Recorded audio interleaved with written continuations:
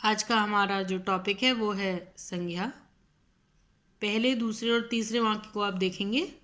पंडित जवाहरलाल नेहरू, मंदिर और मिठास, ये हरे रंग से लिखे हुए शब्द हैं। इसमें हमने देखा कि तीनों ही किसी जगह, स्थान और भाव के नाम हैं। जैसे पंडित जवाहरलाल नेहरू, ये व्यक्ति का नाम है, मंदिर स्थान का नाम है और मिठास एक भाव है। यानी हम कह सकते हैं कि किसी प्राणी, वस्तु, स्थान या भाव के नाम को हम संज्ञा कहते हैं। संज्ञा के 3 भेद होते हैं: व्यक्तिवाचक संज्ञा, जातिवाचक संज्ञा और भाववाचक संज्ञा।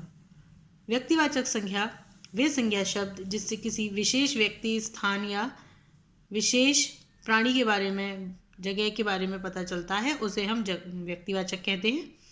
जैसे नीरज, बनारस, रामायण, ताजमहल, कुतुब मीनार इत्यादि। अब जातिवाचक। जातिवाचक संज्ञा शब्द वे शब्द होते हैं जिनसे किसी एक प्रकार के वर्ग या जाति का बोध होता है। जैसे लड़का, यानी जितने भी लड़के हैं वो सब उस वर्ग के अंदर आएंगे। भालू, नदी, पहाड़ इत्यादि। भाववाचक में ये संज्ञा शब्द व्यक्ति या वस्तु के गुण, दोष, अवस्था इत्यादि का बोध कराते हैं। जैसे बचपन, बुढ़ापा, मिठास, कड़वाहट।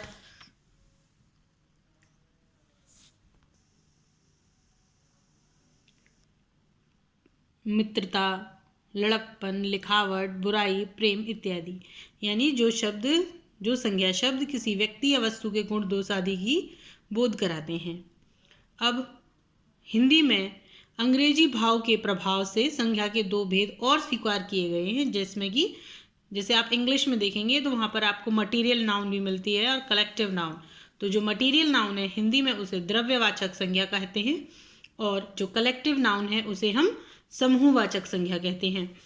जो द्रव्यवाचक है यानी कि द्रव्य यानी पदार्थ जो किसी चीज़ से बना है। जैसे आप देखेंगे कि चाबी, लोहे की चाबी, तो लोहा क्या है? द्रव्य है। पानी भी एक द्रव्य है। अब आप समझ गए होंगे द्रव्यवाचक क्या होते हैं। वे संज्ञा शब्द जिनसे किसी द्रव्य या धातु का बोध हो उसे हम द्रव्यवाचक संज्ञा कहते हैं। समूहवाचक संज्ञा यानी जब चीज़ें समूह में हों तब उन्हें हम समूहवाचक शब्द कहते हैं। जैसे भीड़, गुच्छा, सभा, ग्रोह इत्यादि। गुच्छा, जैसे गुच्छे में आप देखेंगे एक से ज़्यादा चाबियाँ या फूल होते हैं। और यानी चीज़ें, जब एक जैसी प्रकार की चीज़ें जब कुछ समूह में आ जाती हैं तब उन्हें हम समूहवाचक संज्ञा कहते हैं। भाववाचक संज्ञाएं जो होती हैं उनकी रचनाएं 5 प्रकार से होती हैं। वो कैसे बनती हैं? जातिवाचक संज्ञा से भाववाचक संज्ञा में कैसे जाएंगी? जैसे भाई एक जातिवाचक संज्ञा है और भाववाचक संज्ञा इसकी बनेगी भाईचारा। इसी प्रकार आप देखेंगे सर्वनाम से भी भाववाचक संज्ञा बनती है। आप, आपा, अह, अहंकार इत्यादि। विशेषण से भी, जैसे गरम, गर्मी, छोटा, छुटपन, पीला, पीलापन इत्यादि।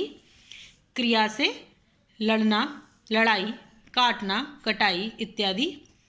अब हम देखेंगे कि अव्यय शब्दों से भाववाचक संज्ञा का बनना। दूर, दूरी, समीप, समीपता इत्यादि। पुस्तक में दिए गए पाठ का अध्ययन करेंगे और अध्ययन करने के बाद अगर आपको कोई समस्या आती है तो वो आप पूछ लेंगे। पाठ के आधार पर आप अपने दिए गए अभ्यास को पूरा करेंगे।